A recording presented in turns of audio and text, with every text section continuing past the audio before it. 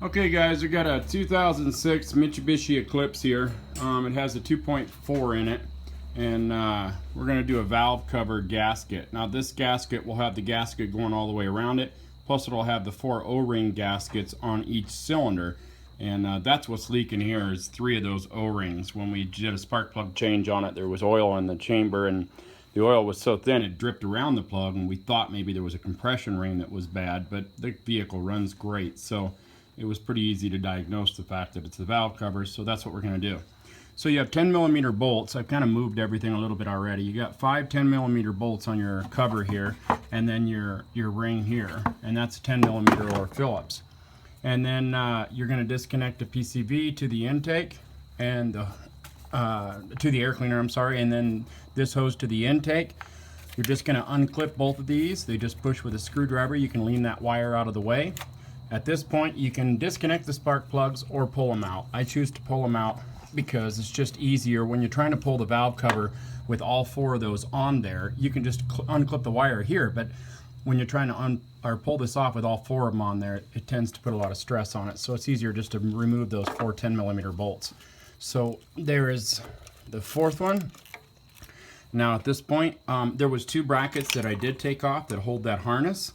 They sit right there. There's one there and one there. Those are also 10mm. And so far we haven't needed the pliers, but we will. 10mm on an extension is what I'm using, and a flathead screwdriver to do everything we've done. Now we have 6 bolts on the valve cover. 3 in the front, 3 in the back, and we will be able to lift that up. And so let's get those pulled off. Okay, there's a 12mm on this bracket right here that I loosened up, and that was so that I could get it up and over and around that. So here's our valve cover, and again, this gasket was not the issue. It is these right here. So if you have yours leaking, those just pop right off. So we need to put those new ones on. So let's get the new ones put on, and let's get the gasket itself on there as well. Okay, so these old rings, the gaskets here, just pop right off, and there's a lip that allows you not to go down too far. It's right there by my thumb. And so when it goes on there, it stops. So just make sure that you go all the way flush down as far as it wants to.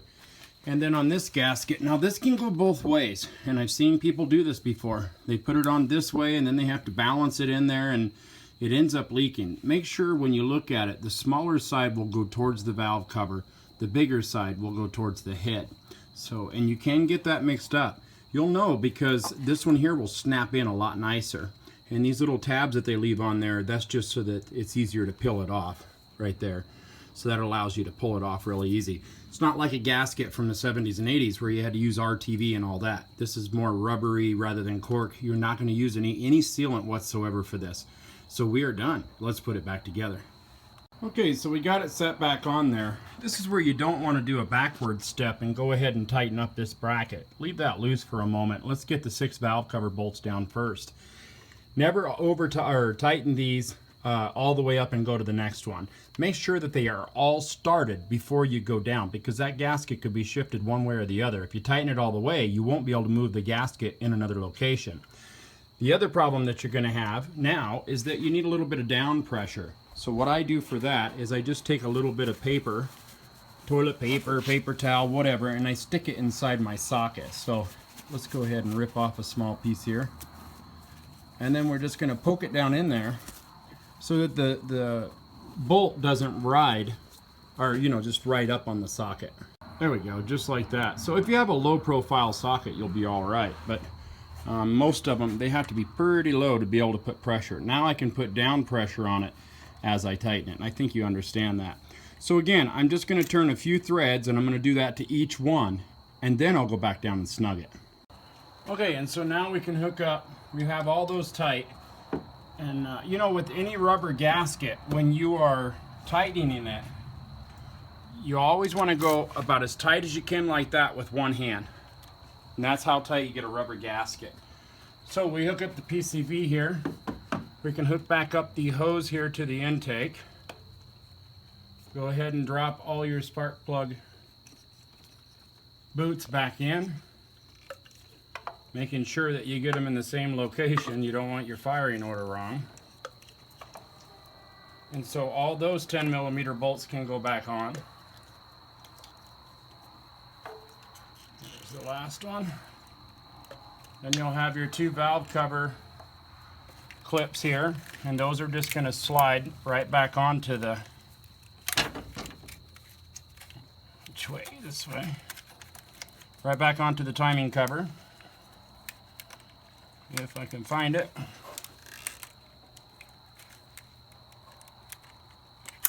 There we go. And our 2 brackets with the 10 millimeters on them to hold that harness. We'll put those on real quick, and then we can tighten down the spark plugs. Okay, so we got that bracket with the 12 millimeter tightened back up, and then those two 10 millimeters for the small brackets for the harness, and of course our spark plugs also 10. These 5 10 millimeters, and our air induction bracket. So that's it. So now we've replaced these. They should no longer leak. We replaced the valve cover gasket. That wasn't leaking, but it won't leak now. So I hope this video helps you out. Please click like. Please click subscribe. Click on my name underneath this video for all my other how-to videos. And as always, guys, enjoy.